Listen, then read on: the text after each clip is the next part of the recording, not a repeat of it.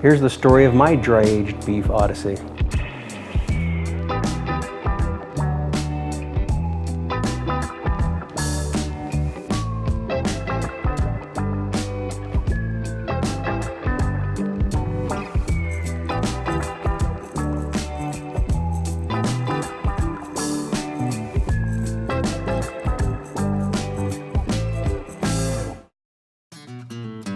On New Year's Eve, we went to a friend's house and they served this amazing dry-aged tomahawk steak. Really good, tender, flavorful. So when I asked the guy how he did it, he said, well, you know, I basically just put it in the fridge and let it sit for 3 weeks. And I thought, there's no way it just sat in the fridge for 3 weeks and that's how it works. Went home, did a little research, and sure enough, that's basically how it works, except you gotta control the temperature, you gotta control the humidity, you should never open the fridge while you do it, and it should be extremely temperature, climate controlled. So I figured, well, shit, I don't have a refrigerator dedicated. Who has 1,200 bucks to dedicate just to a steak refrigerator? So I figured I'll just stick it right there in the fridge, out in the garage with where all my beer is, and where I open it probably 8 times a day at least, if not more. And so I figured I'll maybe have a 3% chance of having a decent steak, so what the hell, let's give it a shot.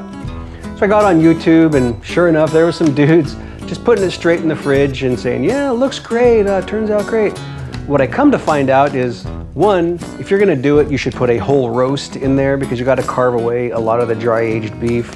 I took a single steak that was maybe 1.5 inches, 2 inches thick, threw it on a rack right in the fridge. Started smelling pretty nutty after a while, looking like sort of a black beef jerky type thing on the outside, but what the hell, I let it sit for 3 weeks. So I finally went out there after 3 weeks and brought it in the house, and this is what it looks like. Let's check it out.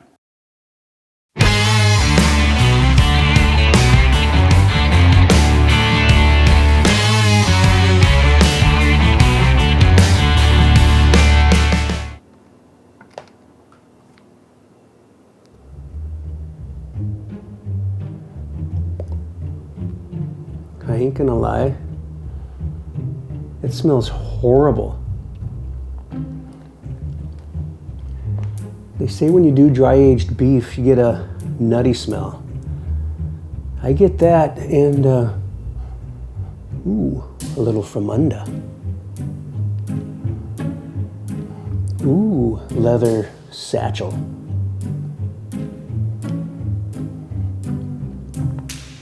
It has every bad refrigerator smell you would expect, like freezer burn and other nasty stuff. Ooh. I think it's gonna be good.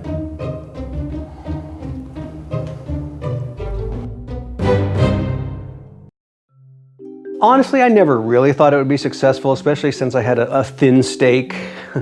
And I was constantly opening the fridge and getting beer and whatever else out of there. And man, that thing smelled like freezer burn, like any food that smells like freezer burn. It was like a charcoal briquette, dried completely through. I don't think there was a piece of good steak on there. All right, let's go ahead and carve this thing and see if there's any redeeming quality.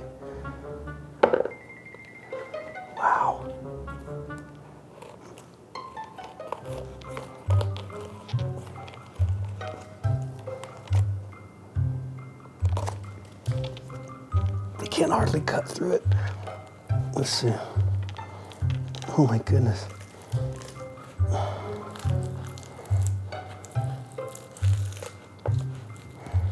It's like beef jerky.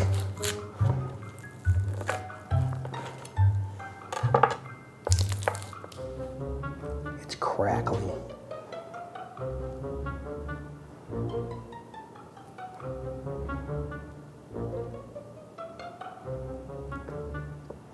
It looks like we've got black clear through, which can't be a good sign, as far as I understand this shit. I'm just gonna make a random cut. Oh. Folks, not sure what this is. That has permeated clear through. I don't even think I'd feed this to my dogs. Folks, this is awful. I'm not touching this thing. They tell you not to do a single steak, and now I see why. Wow. Truly awful.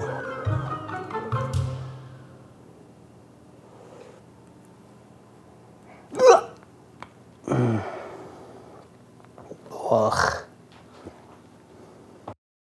I'm gonna go ahead and call this one a bust, and my advice to you guys is don't do a single steak. Don't open the fridge a lot, and if you're serious about this, go ahead and put that $1,200 into a steak refrigerator. Cheers, don't do what I did.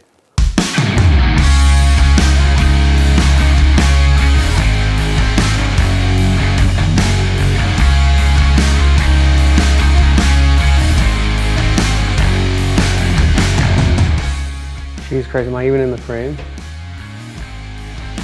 How's that? Is that any better? You looking good? How's that? I can confirm this is the wrong way to do it. Cheers.